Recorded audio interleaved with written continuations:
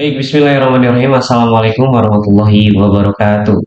Oke, teman-teman operator dimanapun berada, semoga sehat selalu, berkah selalu.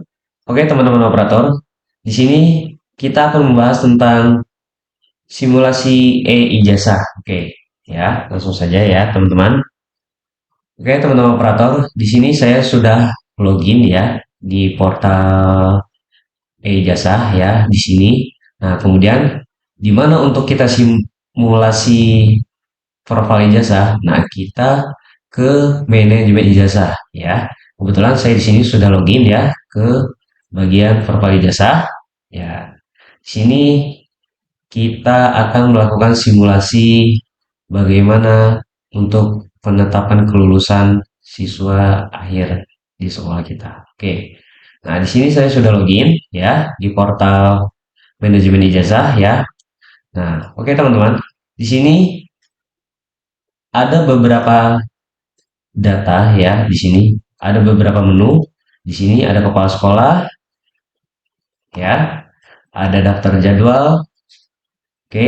Dan di bawahnya lagi di sini ada DNS, valid DNS, penetapan khusus, unggah SK penetapan, pembuatan SPTJM, dan kemudian ada DNT ya, daftar nominasi tetap, dan kemudian pengelolaan ijazah ya.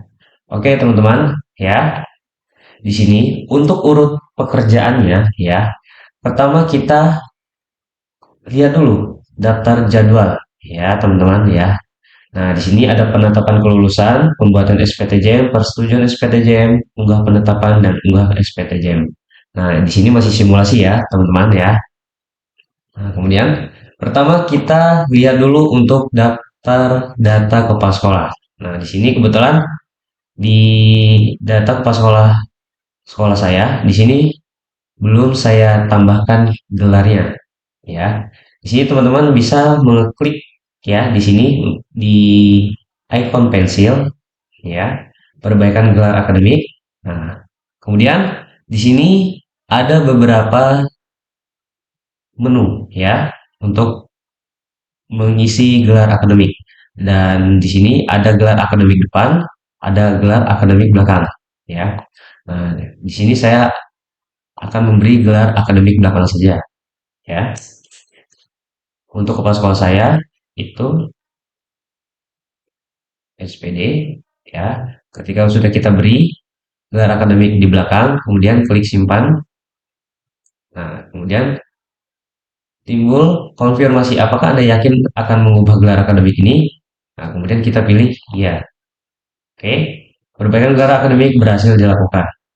Nah, kemudian sudah ya, sudah ada dan sudah muncul. Kemudian kita langsung ke menu DNS. Nah, di sini kita pastikan ya teman-teman ya, data siswa kita itu sudah sesuai ya. Siswa akhir siswa akhirnya ada berapa? Di sini sekolah saya ada 18 ya. Ada 18 siswa kelas 9. Ada 18. Nah, kemudian ke menu penetapan kelulusan. Nah, di sini kita akan menentukan ya eh, kelulusannya. Nah, di sini penetapan kelulusan peserta didik. Silakan melakukan penetapan kelulusan peserta didik. Pastikan seluruh peserta didik telah ditentukan status kelulusannya untuk dapat menerbitkan SK penetapan kelulusan. Nah, jadi sebelum kita melakukan unggah ya atau mengupload SK penetapan kelulusan, kita di sini urutannya harus meluluskannya terlebih dahulu. Ya, nah di sini ada menu tombol belum ditetapkan. Nah, di sini kita diharuskan untuk meluluskannya terlebih dahulu. Tapi ini hanya simulasi, tidak apa-apa ya. Kita luluskan. Nah, bisa teman-teman dipilih satu persatu seperti ini ya. Di sini ada ikon pensil penentuan kelulusan, tinggal diklik. Nah, di sini kemudian kita pilih ada dua pilihan lulus dan tidak lulus. Nah, saya akan memilih lulus, kemudian simpan. Kemudian muncul notifikasi, apakah Anda yakin akan meluluskan peserta didik Arka Putra Pratama? kemudian kita pilih iya. Oke. Dan di sini juga akan terbaca ya. Tadi siswa saya ada 18, karena saya sudah satu simulasi meluluskan ya, menetapkan kelulusannya, kira berkurang. Kita coba cek di menu lulus. Oke, ada satu. Nah, kemudian apabila teman-teman mau langsung meluluskan semuanya, bisa kita pilih ini ya, tombol luluskan semua. Nah, kemudian muncul, apakah Anda yakin akan meluluskan seluruh data peserta didik SMP Nuraini dengan jumlah 17 orang? Nah, kemudian kita pilih centang, ya saya akan meluluskan seluruh peserta didik, kemudian pilih simpan. Kemudian pilih iya. Oke.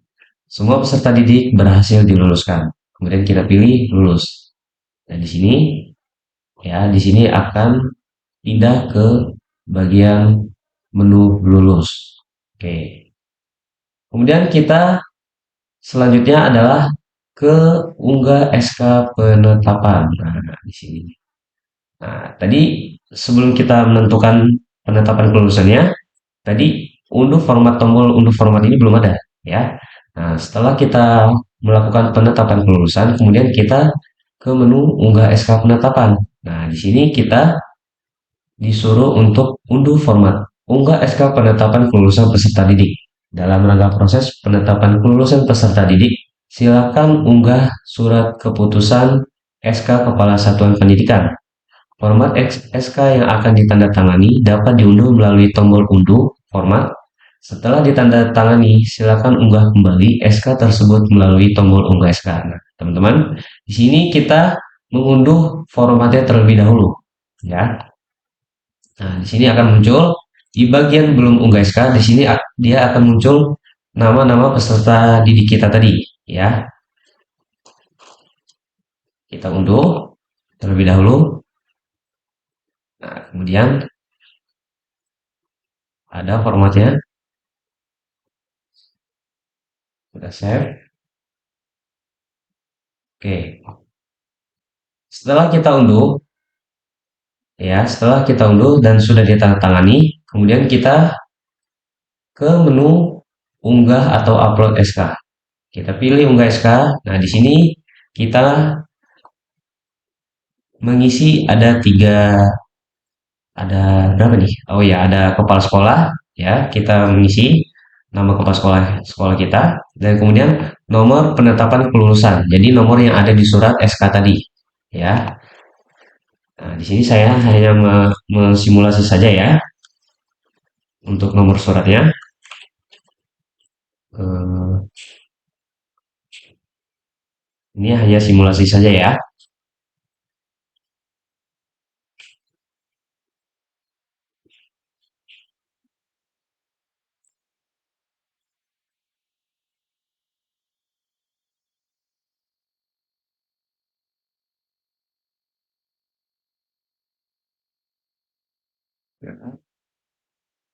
Bulan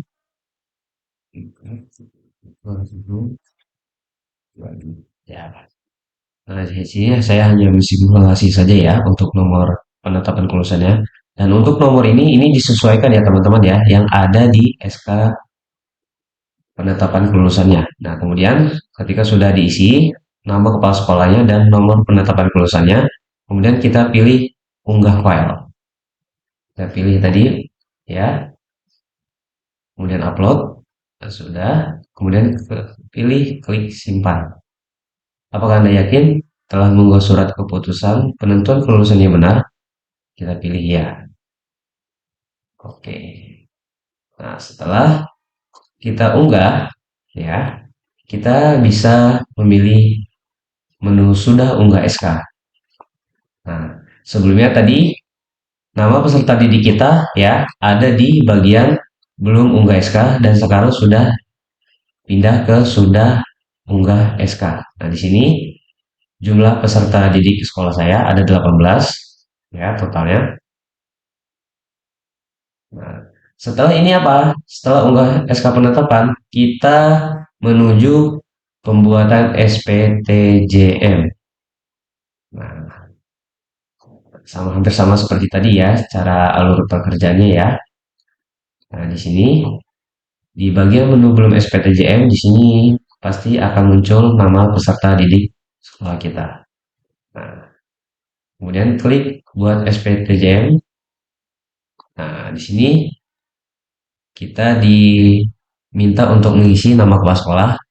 Nah, di sini ada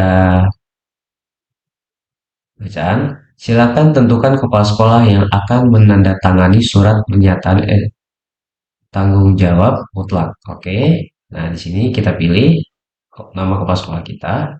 Kemudian pilih klik buat SPTJM. Apakah Anda yakin akan membuat SPTJM bagi peserta didik yang telah ditetapkan kelulusannya? Kita pilih iya. Oke.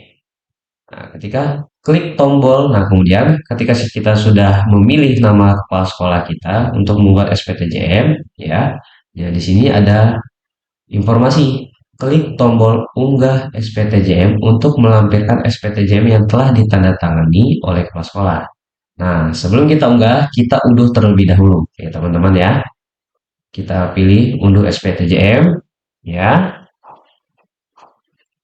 yang sudah kita pilih tadi. Kemudian download, kita save. Nah, kemudian jangan lupa ditandatangani terlebih dahulu, setelah itu di-scan.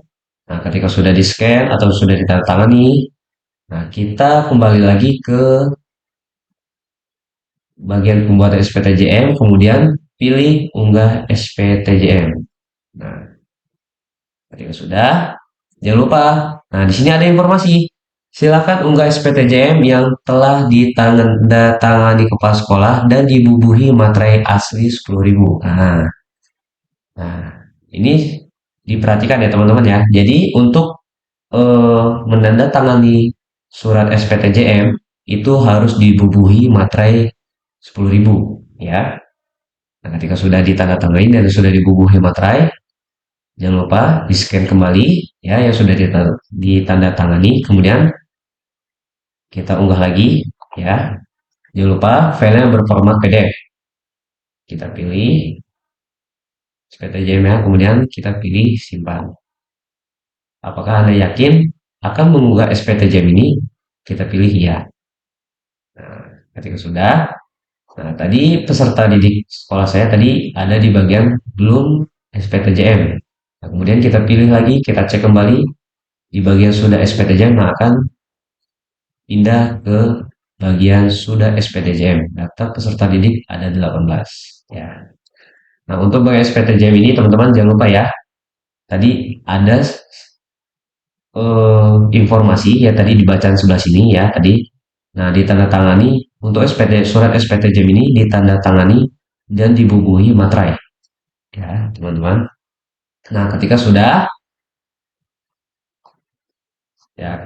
membuat SPTJM, menunggu hasil verifikasi dari dinas ya. Pengajuan SPTJM sedang dalam proses antrian persetujuan dari dinas. Silakan cek secara berkala untuk melihat hasil verifikasi. Jadi cuma sampai situ saja ya. Oke. Terima kasih. Wassalamualaikum warahmatullahi wabarakatuh.